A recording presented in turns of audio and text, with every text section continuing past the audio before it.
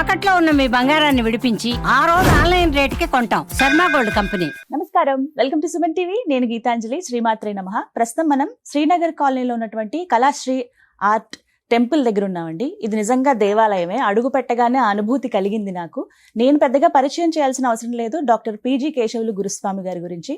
వారు వేసేటువంటి దైవ చిత్రాలు అద్భుతం అండి. అంతకు మించి వారు వర్ణించే తీరు ఇంకా అద్భుతం అని చెప్పొచ్చు. చాలా వీడియోస్లో నేను వారి గురించి చూశాను. ఎప్పుడెప్పుడు కలుద్దామా, ఎప్పుడెప్పుడు ఈ మందిరానికి వద్దామా అనుకున్నాను. ఇది నిజంగా అదృష్టమే. ఇవాల్టి వీడియోలో చాలా అమూల్యమైన విషయాలు మనం గురుస్వామి గారి ద్వారా తెలుసుకోబోతున్నాము. ఇక ఆలస్యం చేయకుండా గురుగారితో మాట్లాడదాం. గురుగారు నమస్కారం అండి. నమస్కారం అండి. చాలా సంతోషం మిమ్మల్ని కలవటం. శుభం శుభం. తల్లి తండ్రి తర్వాత గురువు అనే చెప్తారు. దైవం కన్నా ముందే గురువు గురించి చెప్తారు. ఇందులో భాగంగా ప్రతి ఒక్కరికి గురువు అనుగ్రహం ఉండాలండి. గురువు లేని విద్య గుడ్డి విద్య అనేది కూడా ఒక మాట. ఏదన్నా అంశంలో గురువు ఉన్నారంటే సరైన మార్గం మనకి సూచిస్తారు. ఆ మార్గం గుండా వెళ్తే ఖచ్చితంగా విజయం సాధిస్తారనేది ఒక మాట. ఇందులో భాగంగా ప్రతి ఒక్కరికి కూడా రాసులు, నక్షత్రాలు ఇవన్నీ కలగలుపుకొని గురువు అనుగ్రహం ఉండాలి అని అంటే వారు ఏం చేయాలి? దైవపరంగా చూసుకుంటే ఇంట్లో ఎటువంటి చిత్రపటాన్ని వాళ్ళు పెట్టుకోవాలి, ఎలా వారు పూజించుకోవాలో వివరించండి గురుగారు. మాతాపిత గురువు దైవం అన్నారు. గురువు అంటేనే మనం చీకట్లో నడుస్తుంటే కాంతిని చూపించే మార్గము గురువు. కాలికి ఏదైనా తగిలితే అది పామో తాడో తేల్చుకోలేని పరిస్థితుల్లో అది తాడో పామో తెలిపే వెలుగు చూపించేది ఆయనే, గురువే. అందుకనే పూర్వం రోజుల్లో ఆ శ్రీరామ లక్ష్మణులు కూడా విశ్వామిత్రుల వారిని గురువుగా తీసుకోవటము, వశిష్ఠుల వారిని గురువుగా తీసుకోవటం జరిగింది. అప్పుడే వాళ్ళు స్కందోత్పత్తి, స్కందుడు ఎలా ఆవిర్భవించాడు, దారి మధ్యలో వెళ్ళేటప్పుడు రామలక్ష్మణులకు ఆ స్కంద పురాణం గురించి, ఆ స్కంద ఆవిర్భావం గురించి, కుమారస్వామి యొక్క జననం గురించి తెలపడం జరిగింది. అటువంటివన్నీ శిష్యులకు తెలపడము, జ్ఞానం అనే మార్గంలో నడిపించటం, వాళ్ళ నడకలోనే ఇవి నడిపించటం కూడా జరిగింది. అందుకే రాముడు దేవుడయ్యాడు, కేవలం చక్రవర్తిగా నిలిచిపోకుండా. ఆ జ్ఞాన మార్గంలో ఉన్నందువల్లే ఆయన పాదరక్షలు ప్రపంచాన్నంతా పాలించింది. అదే ఆయనకు అన్ని విలువిద్యల్లో ప్రావీణ్యతనివ్వటం కాకుండా యంత్ర మంత్ర తంత్ర విద్యల్లో అతి శక్తివంతుడయ్యాడు. మహాశక్తివంతుడైన వాలిని కూడా చంపడం జరిగింది. అటువంటి రావణ బ్రహ్మను కూడా సంహరించడం జరిగింది. ఆ రావణ బ్రహ్మ లంకేశ్వరుడు, ఈశ్వర అనే తత్వమే ఉంది. కైలాసాన్నే కదిలించిన వాడు రాముడు వచ్చి చంపేయడం అనేది ఎదురు చూడని సంఘటన. కానీ రాముడు దేవుడే, ఆ విష్ణు అవతారమే. అటువంటి ఆ శ్రీరాముడు గురువును ఆశ్రయించాడు.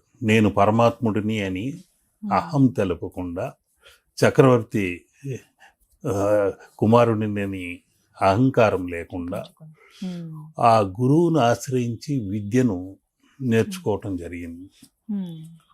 ఒకరు కాదు, ఇద్దరు, వశిష్ఠ విశ్వామిత్రులు. విశిష్టమైన గుణాలని పొందుకోవటము, తెలుసుకోవటము, తండ్రి మాట జవదాటకుండా అరణ్యాలకు వెళ్ళటం జరిగింది. అటువంటి గురువు యొక్క అనుగ్రహం ఉంటేనే రాముడు దేవుడయ్యాడు. అటువంటి గురుతత్వంతోనే మనము కూడా గురువు చెప్పిన దాన్ని ఆచరించాలి. మాకు దొరికిన గురువులు కూడా అలాంటి సిద్ధ గురువులు. అనేక సిద్ధ గురువుల గురించి తెలుపుతూ జ్ఞాన మార్గాన్ని గురించి తెలిపేవారు. నీకెవరైనా వస్త్రాలు దానం చేస్తే ఒక 6 నెలలు ఉండొచ్చు, 3 నెలలు ఉండొచ్చు, చిరిగిపోవచ్చు. అన్నదానం చేస్తే 3 రోజుల వరకు దాని శక్తి ఉండొచ్చు, పోవచ్చు. కానీ జ్ఞానదానం చేస్తే మాత్రం ఈ కట్టె కాలేంత వరకు ఉంటుంది. ఆ జ్ఞానదానంకైతే ఏదైతే పొందావో, జ్ఞానాన్ని పొందావో, ప్రపంచమంతా పంచిపెట్టడమే కర్తవ్యంగా పెట్టుకొని గురుస్థానంలో ఉండాలి అని ఉపదేశించిన వాళ్ళే మా గురువులు. కాబట్టి ఆ గురువు మార్గంలోనే నడుస్తున్నారు. ఆ గురుముద్ర అనేది ఒక్కొక్క ముద్రను నేర్పించేవారు. ఈ చూపుడు వేలుని బృహస్పతి వేలుగా సూచికగా ఉండేది, ఒకరికి దారి చూపించేది కూడా. మరొక బొటన వేలు శుక్ర అసుర గురువు. ఈ బృహస్పతి శుక్ర గురువులు ఇరు గురువులు ఏకమైన ముద్రే సంకేతం. ఇదే గురుముద్ర, జ్ఞానముద్ర, చిన్ముద్ర అన్ని. కాబట్టి అటువంటి అద్భుతమైన ముద్రని చేస్తూ మనం చిత్రలేఖనం గురువులను చిత్రించేటప్పుడు కూడా ఓం గురుభ్యో నమః అని చిత్రించాలి. బోగర్ని చిత్రిస్తున్నాను, ఓం శ్రీ బోగర్ సిద్ధ గురుభ్యో నమః. దక్షిణామూర్తిని చిత్రిస్తున్నాను, ఓం శ్రీ మేధా దక్షిణామూర్తి అయి నమః. ఆ చిత్రపటంలో ప్రజ్ఞా పాఠవాలు అందరికీ అందాలి. ఓం ప్రజ్ఞా దక్షిణామూర్తి అయి నమః. వారికి చూసిన వారికి, దర్శించుకున్న వాళ్ళకి, మొక్కుతున్న వాళ్ళకి నిత్యము ప్రజ్ఞను కలిగించు, తెలివితేటల్ని అందించు స్వామి అని కోరుకోవటం. ఆ విధంగా మనం సంకల్పం చేసుకోవటం ఒక పద్ధతి. అందుకనే గురువారం రోజు గురుహోరలోనే ఆ గురుతత్వముతో ఆ చిత్రాలను చిత్రిస్తుంటాం ప్రారంభించడం. గురువారం అటువంటి చిత్ర దర్శనముతో వారికి ఆ ఇంట్లోని పిల్లలకు విద్య, వినయము, విజ్ఞానం ఇవి 3 మంచి మార్గాల్లో పయనించాలని వాళ్ళకి అనుగ్రహం కలిగేలాగా ఆ చిత్రాలని తీస్తుంటాను. అంతేకాకుండా ఒక వివాహం కావాలన్నా, ఒక ఉద్యోగంలో ప్రమోషన్స్ రావాలన్నా, లేకుంటే ఎక్కడైనా ఒక వాణిజ్యంలో రాణించి మంచి కీర్తి ప్రతిష్టలు పొందాలన్నా వారికి గురుబలం ఉండాలి. గురువు అనుగ్రహం లేకుండా వారికి ఎట్టి పరిస్థితుల్లోనూ ఆ గురుబలం లేకుండా రాణించలేరు. విద్యలో కానివ్వండి, వాణిజ్యంలో కానివ్వండి, కోర్టు కేసుల్లో కానివ్వండి, ఎక్కడైనా సరే గురువు యొక్క అనుగ్రహం ఉండాలి. అటువంటి గురువు యొక్క అనుగ్రహం పొందటానికే మేధా దక్షిణామూర్తిని చిత్రిస్తుంటాం.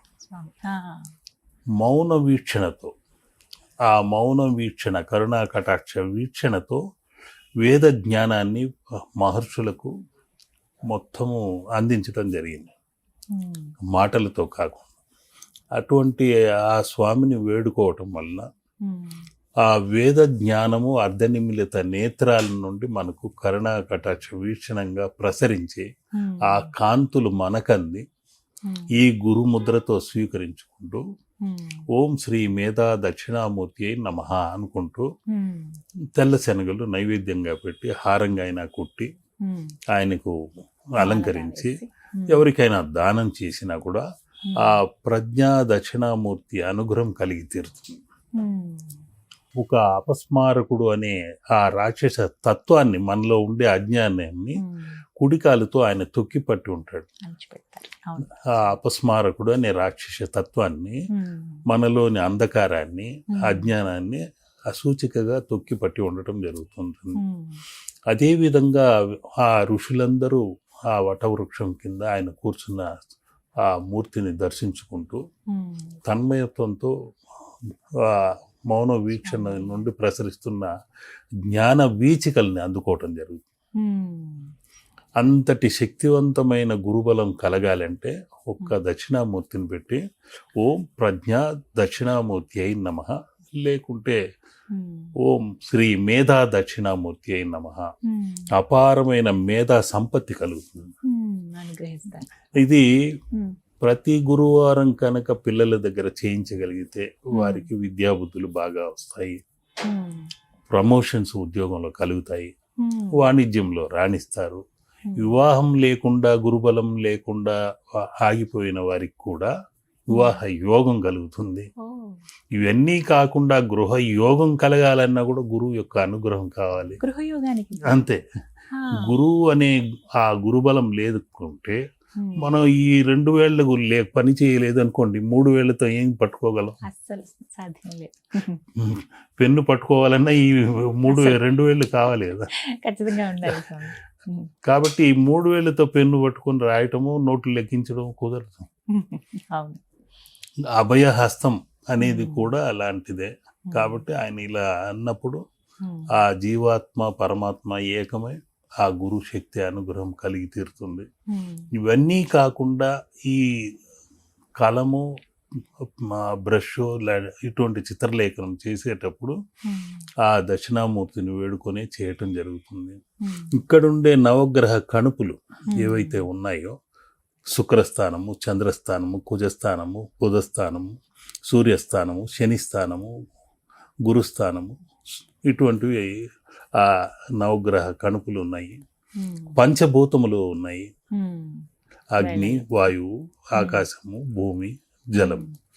ఇవన్నింటినీ ఏకం చేసి మన 72,000 నాడుల్లో ఉన్న కాంతి తరంగాలు ఒక చిత్రలేఖనంగా తీర్చిదిద్దాలి.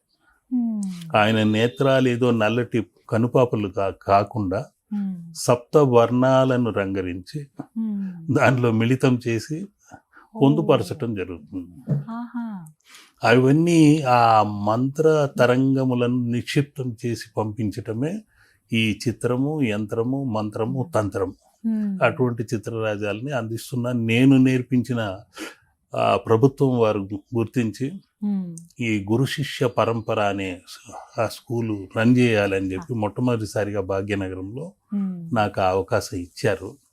అదే విధంగా వారికి ఇవన్నీ ఇందులో ఉన్న మెలకువలు ఏ విధంగా చెయ్యాలి, ఆగమ శాస్త్ర ప్రకారం, శిల్పశాస్త్ర ప్రకారం ఎలా చెయ్యాలి అనేది వాళ్లకు నేర్పించి ఈ నిష్ఠా నియమంతో చేయండి. వీలైనంత వరకు ఎక్కువగా స్త్రీలకే నేర్పిస్తుంటాను. ఎందుకంటే వారైతే కాస్త నిష్ఠా నియమంతో ఉంటారు, స్మోక్ చేయకుండా, మందు తాకుండా చేస్తుంటారని ఎక్కువగా వారికే నేర్పించి గురు శిష్య పరంపర అనే ప్రశంసా పత్రము ఇవ్వటమే కాకుండా స్టైఫండ్ కూడా ఇవ్వటం జరిగింది. అదే విధంగా మళ్ళీ ఇప్పుడు కేశవ గురు శిష్య పరంపర అని మన లలిత కళాపీఠంలో ఆ సాందీప మహర్షి కృష్ణ పరమాత్ముడికి గురువుగా ఉన్నాడు. శ్రీకృష్ణం వందే గురు గురువులో అంటుంటాము. అటువంటి కృష్ణుడు కూడా గురువుని ఆశ్రయించాడు. ఆ సాందీప మహర్షి దగ్గర నుండి 64 కళలను పొందాడు. ఆ 64 కళలు 64 రోజుల్లో నేర్చుకున్నాడు. మామూలు వ్యక్తికి 64 జన్మలు ఎత్తాలి, కృష్ణ పరమాత్ముడికి కాబట్టి మా గురువు గారు నేర్పించింది అదే. ఎన్ని కళలను కైవసం చేసుకుంటావు, చేసుకో చూద్దాం. నీ పేరు కూడా కేశవ అని ఉంది కాబట్టి ఆ కృష్ణుడిలాగా నువ్వు కూడా కొన్ని కళలు నేర్చుకోవాలి. అప్పటి నుండి నిత్యము ఈ రోజు వరకు నేను నిత్య విద్యార్థినే. నేర్చుకుంది పిడికిడంతే, నేర్చుకోవాల్సింది ఇంకా సముద్రం అంత ఉంది. కాబట్టి ఆ సాందీప మహర్షిని ధ్యానించుకొని ఒక్కొక్క విద్యను నేర్చుకోవయ్యా అని ఆయన అనుగ్రహంతో షోడశ కళలని కొన్ని 16 కళల వరకు కొద్దిగా, అందులో jack of all none of one అంటారు, అన్నిట్లో చేయి పెడితే ఇది ఎందుకు పనికి రాకుండా పోతావని మా నాన్నగారు అనేవారు.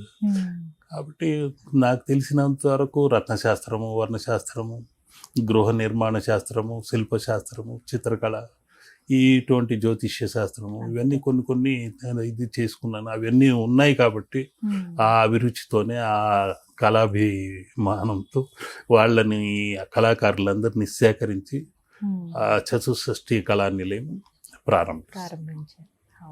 ఆ గురువు యొక్క అనుగ్రహం అక్కడ కలగాలని దక్షిణామూర్తి విగ్రహం కూడా ప్రతిష్ఠ చేశాము.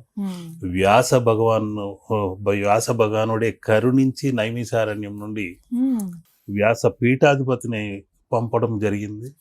ఆయన తన స్వహస్తాలతో వచ్చి వ్యాస మహర్షి విగ్రహావిష్కరణ కూడా చేశారు కిందటేడు.